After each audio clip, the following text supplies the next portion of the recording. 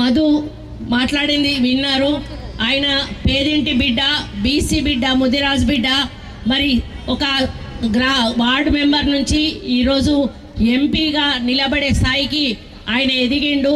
మరి కరోనా టైంలో తల్లి చనిపోయింది, తల్లి చనిపోయిన తెల్లారే తండ్రి చనిపోయిండు. 2 రోజుల్లోనే తల్లి తండ్రిని పొడగొట్టుకొని అనాథ అయిన మరి మధు ఇంట్లో కూర్చోలేదు.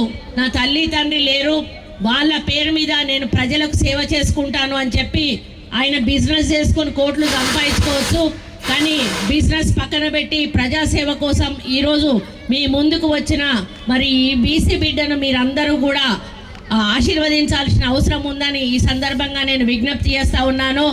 మరి మరి ఒక పెళ్లి సంబంధం చూడాలంటే పెళ్లి పిల్లలను చూడడానికి పోతే మరి వెనకటిక్కడ పెద్ద వాళ్ళు ఉన్నారు, వాళ్ళకి తెలిసి ఇంకా అప్పుడైతే వెనకటైతే పుట్టుమచ్చలు ఎక్కడున్నాయని కూడా చూసేది ఆడోళ్ళకి.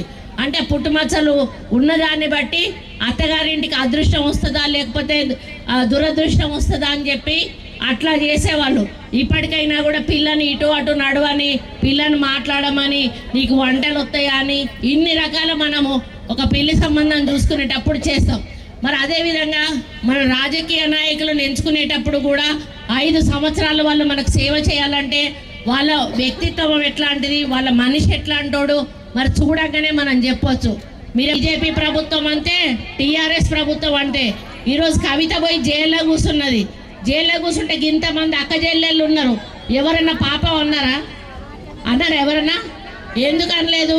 మీ జీవితాలతోటి మీ భర్తలు తాగుబోతులయ్యి ఎంతమంది ప్రాణాలు వదిలిపెట్టినరో ఆమె చేసిన లిక్కర్ స్కామ్కి. అందుకని మనం ఎవరం కూడా బాధపడతలేం. ఈరోజు 9.5 సంవత్సరాలు టీఆర్ఎస్ పార్టీ పరిపాలించింది. ఈరోజు కేసీఆర్ గద్దె దిగిపోయిండు. దిగిపోయినాక కూడా నోరు మూసుకొని ఊకుంటాడా? అన్ని వచ్చినా నీ బూతులు తిట్టి మళ్ళీ కావాలని కాంగ్రెస్ పార్టీని రెచ్చగొడతా ఉన్నాడు, రేవంత్ రెడ్డిని తిడతా ఉన్నాడు. 9.5 ఏళ్ళు వాళ్ళు దోసుకొని తిన్నది చాలక 5 నెలలు కూడా మేము వచ్చిన సందర్భం కాలేదు. అప్పుడే కాంగ్రెస్ పార్టీ అది చేయలేదు, కాంగ్రెస్ పార్టీ ఇది చేయలేదు అని చెప్పి మొదలు పెడతా ఉన్నారు. కాంగ్రెస్ పార్టీ 5 చేసింది, ఇప్పటికీ మీకు తెలుసు. మీరే అనుభవిస్తూ ఉన్నారు. బస్సు ఫ్రీ బస్ అనుభవిస్తూ ఉన్నారు, కరెంట్ ఫ్రీ అనుభవిస్తూ ఉన్నారు. ఏదైతే గ్యాస్ సిలిండర్ది 10 లక్షల వరకు కూడా మీ కుటుంబంలో ఆరోగ్యశ్రీ, ఇక ఈ ఎలక్షన్లు అయినాక 2500 రూపాయలు వేసే కార్యక్రమం కానీ, ఇల్లు మంజూరీ చేసే కార్యక్రమం కానీ, రేషన్ కార్డు ఇచ్చే కార్యక్రమం కానీ ఎంక్వైరీ చేసి మీ అందరి ఇళ్లకు కూడా వచ్చి ఏ విధంగానైతే మరి ప్రజాపాలన అప్లికేషన్ తీసుకున్నారో అర్హతను బట్టి అవన్నీ కూడా ఇచ్చే కార్యక్రమం చేస్తాను. అయితే ఇప్పుడే అడుగుతాడు హరీష్ రావు, 2500 ఎందుకు ఇవ్వలేదు? మిమ్మల్ని ఎవరు అడిగినరు ఇవ్వమని? మీరు ఎందుకు చెప్పిండ్రు ఇస్తానని? అంటే మరి మీ పిల్లలకు 3000 ఉద్యోగ భృతి ఇస్తానన్నారు కదా పోయినప్పుడు వాళ్ళు, మరి ఇచ్చిండ్రా? మరి 5 ఏళ్ల నుంచి 10 ఏళ్ల నుంచి ఇయ్యని వాళ్ళు 5 నెలలు కాకముందే కాంగ్రెస్ పార్టీని అడిగే అధికారం వాళ్ళకు ఉన్నదా? మాకు ఇంకా ఏలడానికి 4.5 సంవత్సరాల సమయం ఉన్నది. వాళ్ళంతా పరిపాలించడానికి 9.5 సంవత్సరాల సమయం ఉన్నది. ఆ తర్వాత వాళ్ళు మాట్లాడాలి. అప్పటి వరకు కూడా టీఆర్ఎస్ వాళ్ళకి కానీ, బీజేపీ వాళ్ళకి కానీ కాంగ్రెస్ పార్టీని విమర్శించేటువంటి హక్కు లేదు. ఇలా సాయంత్రం మరి కేసీఆర్ కూడా వస్తూ ఉండు. మరి హరీష్ రావు బాగా పనిచేసి ఉంటే ఇక్కడ కేసీఆర్ని పిలవాల్సిన అవసరమే ఉన్నది. ఆయనే తిరిగి ప్రచారం చేసి ఓట్లు అడగొచ్చు కదా.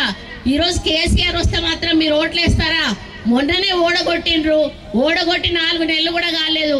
మళ్ళీ వచ్చి మాయ మాటలు చెప్తే ఈరోజు వాళ్ళకు ఎంపీకి అభ్యర్థికి ఓటేస్తే ఇక్కడ ప్రభుత్వం మారదు కదా, మారుతుందా? కాంగ్రెస్ ప్రభుత్వమే ఉంటుంది. పోనీ వాళ్ళ ఎంపీ అభ్యర్థిని గెలిపిస్తే కేంద్రంలో వస్తుందా టీఆర్ఎస్ ప్రభుత్వం? రాదు. మరి అట్లాంటప్పుడు వాళ్ళని ఎందుకు గెలిపియాలి? వీళ్ళని గెలిపిస్తే బీజేపీకి అమ్ముకుంటారు ఎంపీలను. బిడ్డను విడిపించుకోవడానికి బీజేపీకి ఎంపీలను అమ్ముకుంటారు. ఈరోజు టీఆర్ఎస్ వాళ్ళందరూ కూడా బీజేపీకి కొమ్ము కాస్తా ఉన్నారు. వాళ్ళందరూ కూడా వాళ్ళు మాట్లాడుకొని కాంగ్రెస్ పార్టీని ఓడగొట్టాలనుకుంటా ఉన్నారు. కాబట్టి రేపు ఎన్నికల్లో ఇక్కడ మరి ఏజెంట్లను భయపెట్టినా లేకపోతే కార్యకర్తలను భయపెట్టినా ఎవరిని ఇబ్బంది పెట్టినా కూడా వదిలిపెట్టేది లేదు అని చెప్పి ఈ సందర్భంగా నేను విజ్ఞప్తి చేస్తా ఉన్నాను. కాబట్టి నాయకులు, కార్యకర్తలు ధైర్యంగా మీరు ఏజెంట్లుగా నిలబడండి. మీరు ప్రచారం చేయండి, కాంగ్రెస్ పార్టీకి మెజారిటీని ఇవ్వండి. అమ్మలక్కలకు కూడా చెప్తా ఉన్నా, అమ్మ ఎవ్వరు భయపెట్టినా మీరు భయపడాల్సిన అవసరం లేదు. వాళ్ళ ప్రభుత్వం లేదు, ఈరోజు కాంగ్రెస్ ప్రభుత్వం వచ్చింది, మీకు స్వతంత్రం వచ్చింది. మీ స్వతంత్రాన్ని మీరు ఉపయోగించుకొని మళ్ళీ కాంగ్రెస్ పార్టీని గెలిపించి నీలం మధుకు మెజారిటీ ఇచ్చి ఆయనను పార్లమెంట్ అభ్యర్థిగా ముందుకు తీసుకుపోవాల్సిన బాధ్యత మీ అందరి మీద ఉంది అని తెలియజేసుకుంటూ, వడ్డెర సంఘం వాళ్ళు కూడా ఉన్నారు, తప్పకుండా ముఖ్యమంత్రి గారితో మాట్లాడి వడ్డెర కులానికి కూడా ఒక కార్పొరేషన్ ఏర్పాటు చేయమని తప్పకుండా నేను ఆయనకు సిఫారసు చేస్తాను. ఇవన్నీ లేరు, ఒక చెట్టుకున్న ఒక ఆకును కూడా తెంపలేరు వాళ్ళు. అర్థమైనా? కాంగ్రెస్ పార్టీకి తెలియకుండా ఏమీ జరగదు. మీరందరూ కూడా కాంగ్రెస్ పార్టీకి మద్దతుని ఇవ్వండి, చేతి గుర్తు కోటేయండి, నీలమ్మని గెలిపియండి. మరి మీకు ఇక్కడ ఎమ్మెల్యే లేని లోటు, ఎందుకంటే ఎమ్మెల్యే లేకపోతే చాలా ఇబ్బంది ఉంటుంది. మన కాంగ్రెస్ ఎమ్మెల్యే లేడు కాబట్టి మధుని గెలిపిస్తే ఇక్కడ ఆయన వచ్చి మీ సమస్యలు పరిష్కరించేదానికి హరికృష్ణ ఇక్కడ ఉన్నటువంటి నాయకులందరూ కూడా తోడుగా ఉండి మీ సమస్యల పరిష్కారానికి కృషి చేస్తారు. కాబట్టి చేతి గుర్తుకే, చేతి గుర్తుకే. మరిన్ని వీడియోస్ కోసం ఛానల్ ని సబ్స్క్రైబ్ చేయండి, లేటెస్ట్ అప్డేట్స్ కోసం వాట్సాప్ ఛానల్ ని ఫాలో చేయండి, అండ్ లింక్ డిస్క్రిప్షన్ లో ఉంది.